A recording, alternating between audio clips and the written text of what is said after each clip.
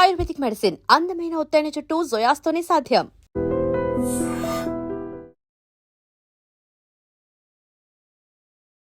నమస్కారం, welcome to I dream. ధర్మ మార్గం విత్ విజిత కార్యక్రమానికి స్వాగతం.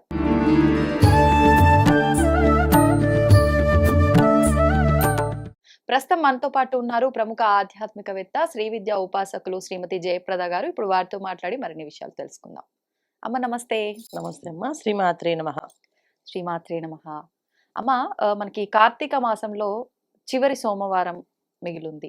మరి ఈ సోమవారం రోజు విశేషంగా ఎటువంటి ఆరాధనలు చేయొచ్చు అనేది వివరించండి. కార్తీక మాసం అంతా విశేషమేనన్న. అందరు చేసే వాళ్ళందరూ కార్తీక మాసం మొత్తం ప్రతిరోజు చేస్తారు. ఎవరైనా కార్తీక పౌర్ణమి మిస్ అయిన వాళ్ళు ఈ కార్తీక సోమవారం రోజున ఈ 345 ఒత్తులు వెలిగించుకోవడం కానీ, తర్వాత వాళ్ళు లక్ష దీపాలు వెలిగించుకోవడం కానీ, ఇద్దరు భార్యాభర్త ఇద్దరు కలిసి వెలిగించాలి, అది ఎక్కడైనా మిస్ అయిపోయాం అనుకున్న వాళ్ళు ఈ సోమవారం రోజు వెలిగించేసుకుంటే చాలా విశేషం, చాలా మంచి ఫలితం.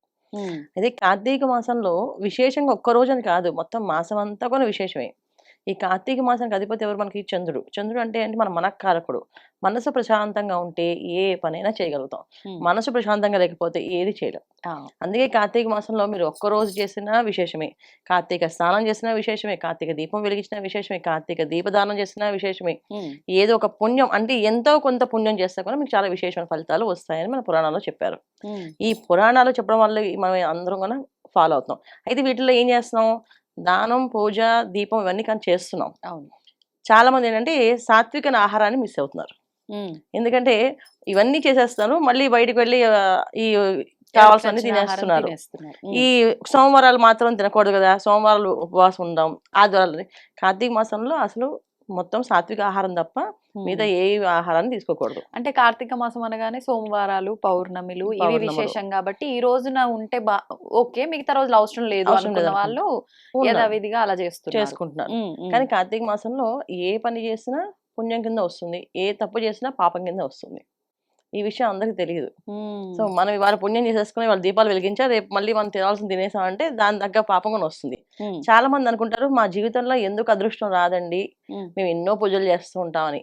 కానీ వాళ్ళు ప్రశ్నించుకోవాల్సిన విషయం ఏంటంటే, ఎన్నో పూజలు చేస్తూ వెనకాతలు ఏం చేస్తున్నారు, ఆ నియమాలు పాటిస్తున్నామా? ఇప్పుడు ఉపవాసం అని, రేపు ఉపవాసం అని చెప్పి వాళ్ళందరూ భోజనం చేసేస్తుంటారు, రాత్రి ఫుల్ తింటారు. 12 దాటిన తర్వాత తినకూడదు ఆహారం.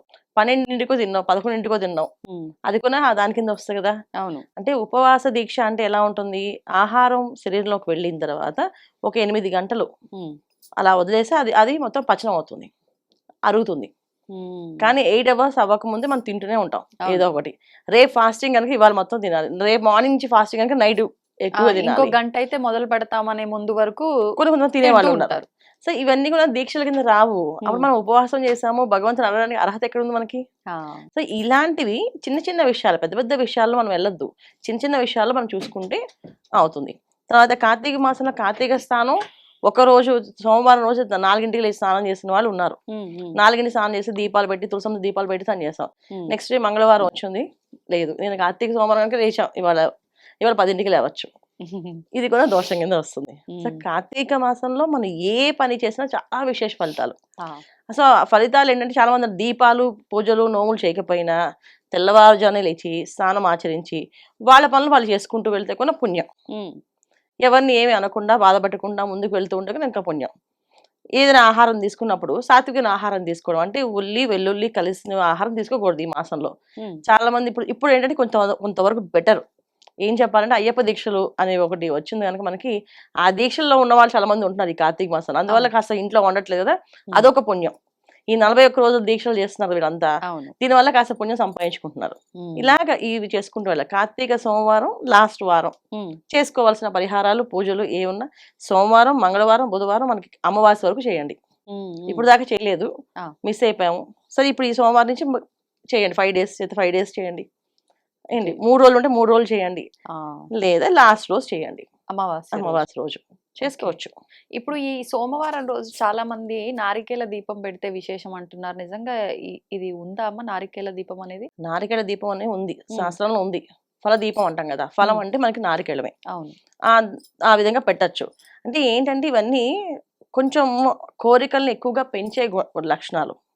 అంటే పూర్వం ఏంటంటే ఏదో ఒక ఇంట్లో ఒక పరిస్థితి వ్యవస్థ బాగాలేకపోతే ఆ వ్యవస్థ సెట్ అవ్వడానికి భగవంతుడు కోరుకునేవాళ్ళు. నేను మెట్లెక్కి వస్తానని ఏంటి, స్వామి కొబ్బరికాయ కొట్టి దాంట్లో దీపం పెడతామని. ఇవి అంటే అసలు ఆ పరిస్థితికి భగవంతుడు తప్ప ఎవరు తీర్చలేరు అన్నప్పుడు ఇలాంటి కోరికలు ఉండేవి. ఇప్పుడు ఏంటంటే అది పెడితే మంచిదని చెప్పి పెట్టేస్తున్నారు. అవును. ఎందుకు పెడుతున్నారు, దేనికి పెడుతున్నారు? దీపం వెలిగితే చాలు ఇంట్లో చైతన్యం వచ్చేస్తుంది. ఒక దీపం మా దేవుడి దగ్గర వెలిగించామంటే ఇంట్లో చైతన్యం ఉంటుంది. ప్రశాంతమైన వాతావరణం ఉంటే ఆ ఇంట్లో చైతన్యం ఉంటుంది. ఇంటి ఇల్లాలు సంతోషంగా నవ్వుతూ ఆనందంగా తిరుగుతూ ఉంటే ఆ ఇల్లు ఎప్పుడు కూడా సుభిక్షంగా లక్ష్మీప్రదంగా ఉంటుంది. ఇవన్నీ వదిలేసి ఒక్కరోజు దీపం పెట్టేది మాత్రం ఆ రోజు సాత్వికంగా ఉండి మళ్ళీ నెక్స్ట్ డే నుంచి మళ్ళీ వీళ్ళు కొట్లాట్లు, బాధపడ్డము, ఏడవడాలు చేస్తుంటే ఏమొస్తుంది ఉపయోగం?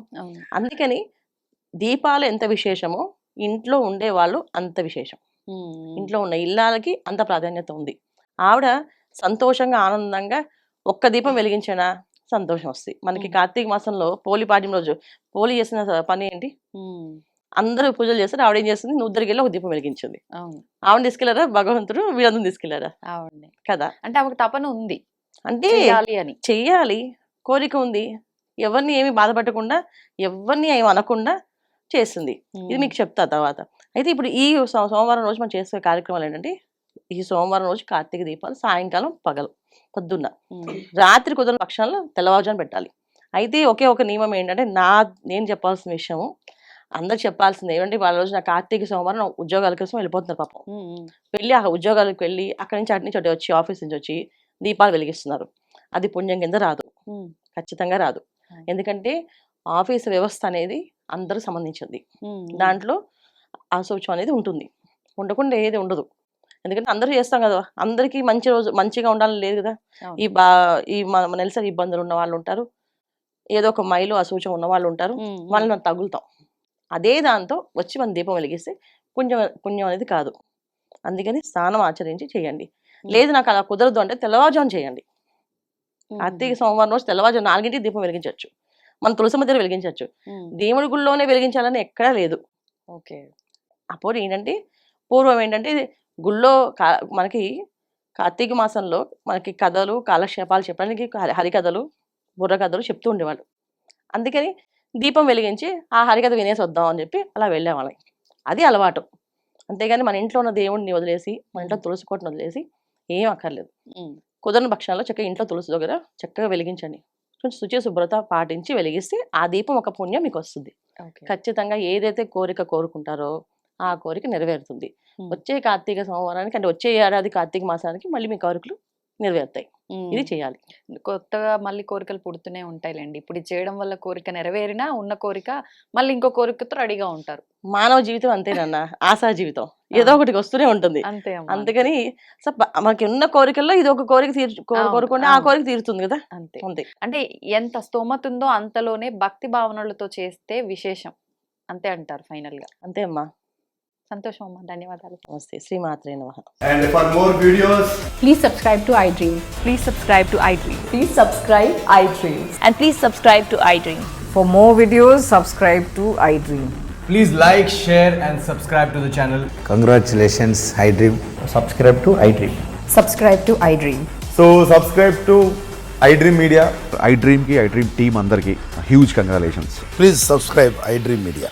Please subscribe to iDream. Subscribe iDream. Please subscribe to iDream.